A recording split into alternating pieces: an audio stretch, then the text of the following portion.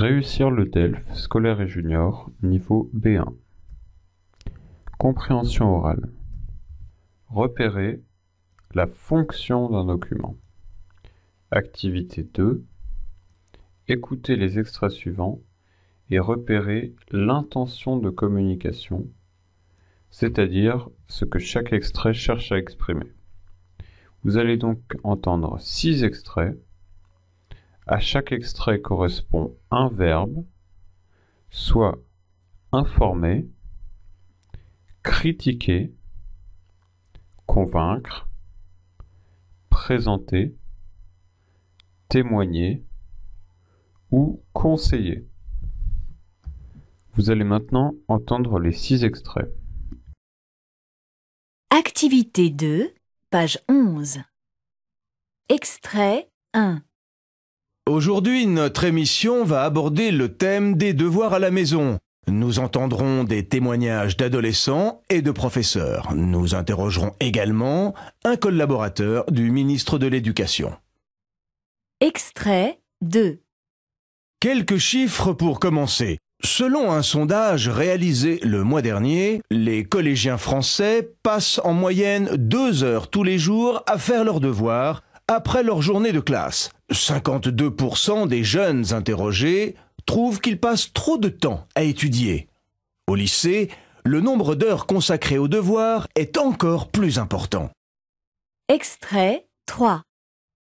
Au téléphone, une auditrice. Marina, nous t'écoutons. Oui, alors, je voulais parler de mon expérience personnelle. Voici un résumé de la journée d'un lycéen type. Je me lève tous les jours à 7 heures parce que je dois prendre le bus pour aller au collège. Les cours commencent à 8 heures et se terminent à midi. On a une pause pour le déjeuner et on reprend à 13h30. Les cours se terminent à 17h30. Cela fait déjà 8 heures de travail.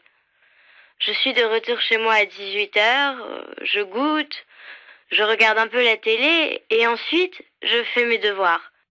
Je travaille de 18h30 à 19h30 environ.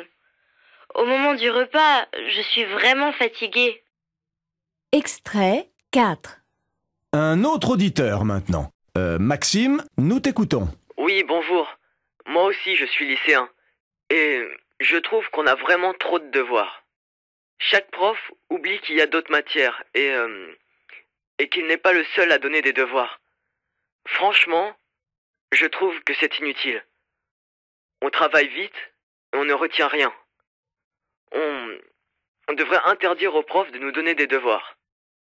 Extrait 5. La parole est à Martin Laval, spécialiste des questions d'éducation. Comment aborder ce problème des devoirs et créer un dialogue entre les enseignants et les lycéens? Une solution pourrait être la mise en place d'un système où chaque prof donne des devoirs à tour de rôle. Par exemple, le lundi, cela pourrait être le prof de maths, le mardi, le prof de français, et ainsi de suite. Aussi, il est plus prudent de faire ses devoirs le soir même du jour où ils ont été donnés, car le cours est alors plus frais dans la mémoire. Extrait 6. Monsieur Limousin, vous êtes professeur de mathématiques et vous prononcez pour les devoirs. Pouvez-vous nous expliquer vos raisons? Oui, tout d'abord, je comprends tout à fait ces lycéens et j'entends bien leurs arguments. Je suis pour une limitation des devoirs. Cependant, il ne faut pas aller vers la suppression pure et simple. C'est une très bonne façon pour apprendre à s'organiser et pour faire l'apprentissage de l'autonomie. Ainsi, cela permet de fixer les apprentissages de la journée et on peut vérifier si tout a bien été compris. Voici maintenant la transcription écrite de ce que vous venez d'entendre. Extrait 1. Aujourd'hui, notre émission va aborder le thème des devoirs à la maison. Nous entendrons des témoignages d'adolescents et de professeurs. Nous interrogerons également un collaborateur du ministre de l'Éducation. Ici, le présentateur annonce le thème de l'émission d'aujourd'hui, les devoirs à la maison. Il annonce également qui seront les intervenants, des adolescents et des professeurs.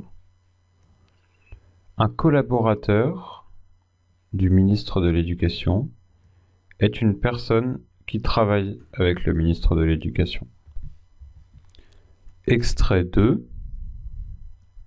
Quelques chiffres pour commencer. Selon un sondage réalisé le mois dernier, les collégiens français passent en moyenne 2 heures tous les jours à faire leurs devoirs après leur journée de classe. 52% des jeunes interrogés trouvent qu'ils passent trop de temps à étudier. Au lycée, le nombre d'heures consacrées aux devoirs est encore plus important. Ici, le mot chiffre est dans le sens d'une étude ou un sondage. On parle aussi de moyenne et on a un pourcentage. Ce sont donc des indications chiffrées sur le sujet. Extrait 3. Au téléphone, une auditrice. Marina, nous t'écoutons. Oui, alors je voulais parler de mon expérience personnelle. Voici un résumé de la journée d'un lycéen type. Je me lève tous les jours à 7 heures parce que je dois prendre le bus pour aller au collège. Les cours commencent à 8 heures et se terminent à midi. On a une pause pour le déjeuner et on reprend à 13h30. Les cours se terminent à 17h30. Cela fait déjà 8 heures de travail. Je suis de retour chez moi à 18h, je goûte, je regarde un peu la télé et ensuite je fais mes devoirs. Je travaille de 18h30 à 19h30 environ. Au moment du repas, je suis vraiment fatigué. Le mot auditrice désigne une personne qui écoute l'émission. Pour un garçon, on dirait un auditeur. Ici, Marina appelle l'émission pour témoigner, parler de son expérience personnelle. Elle raconte donc ici sa journée type, point par point, 7 heures, 8 heures, midi, etc. Elle appelle donc pour témoigner. Extrait 4. Un autre auditeur maintenant. Maxime, nous t'écoutons. Oui, bonjour, moi aussi je suis lycéen et je trouve qu'on a vraiment trop de devoirs. Chaque prof oublie qu'il y a d'autres matières et qu'il n'est pas le seul à donner des devoirs. Franchement, je trouve que c'est inutile. On travaille vite et on ne retient rien. On devrait interdire aux profs de nous donner des devoirs. On voit donc ici le mot auditeur, qui désigne une personne écoutant l'émission. Comme Marina, Maxime appelle pour témoigner, mais il ne donne pas d'arguments concrets et se contente de critiquer. Extrait 5. La parole est à Martin Laval, spécialiste des questions d'éducation. Comment aborder ce problème des devoirs et créer un dialogue entre les enseignants et les lycéens? Une solution pourrait être la mise en place d'un système où chaque prof donne des devoirs à tour de rôle. Par exemple, le lundi, cela pourrait être le prof de maths, le mardi, le prof de français, et ainsi de suite. Aussi, il est plus prudent de faire ces devoirs le soir même du jour où ils ont été donnés, car le cours est alors plus frais dans la mémoire. Martin Laval est donc spécialiste des questions d'éducation, c'est-à-dire que c'est un expert en éducation. Il est donc invité pour apporter une solution aux problèmes posés. L'expression « il est plus prudent de » signifie « c'est mieux » sur le ton du conseil. Extrait 6. Monsieur Limousin, vous êtes professeur de mathématiques et vous vous prononcez pour les devoirs. Pouvez-vous nous expliquer vos raisons? Oui. Tout d'abord, je comprends tout à fait ces lycéens et j'entends bien leurs arguments. Je suis pour une limitation des devoirs. Cependant, il ne faut pas aller vers la suppression pure et simple. C'est une très bonne façon pour apprendre à s'organiser et pour faire l'apprentissage de l'autonomie. Ainsi, cela permet de fixer les apprentissages de la journée et on peut vérifier si tout a bien été. L'expression « vous vous prononcez pour » signifie que M. Limousin est en faveur des devoirs.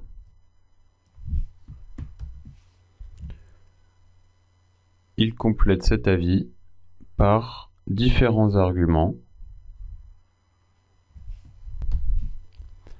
Voici maintenant le corrigé de l'activité 2. Nous avons vu dans l'extrait 1 que l'animateur annonce le thème de l'émission. Il présente les différents intervenants. L'extrait 1 est donc bien là pour présenter. Dans l'extrait 2, on avait différents chiffres afin de poser les bases du sujet et expliquer les faits. L'extrait 2 sert donc à informer. Dans l'extrait 3, Marina nous raconte sa journée. C'est donc une expérience personnelle. Elle est donc là pour témoigner. Dans l'extrait 4, Maxime appelle lui aussi pour témoigner, mais il ne donne aucun exemple vraiment concret et se contente juste de critiquer. L'extrait 4 est donc une critique. Dans l'extrait 5, c'est à Martin Laval de parler, un spécialiste du sujet. Il apporte une solution et nous avons vu que l'expression « il est prudent de » sert à conseiller. L'extrait 5 sert donc à conseiller. Dans l'extrait 6, M. Limousin, qui est pour les devoirs, qui a donc un avis sur la question, décrit différents arguments et démontre qu'il a raison.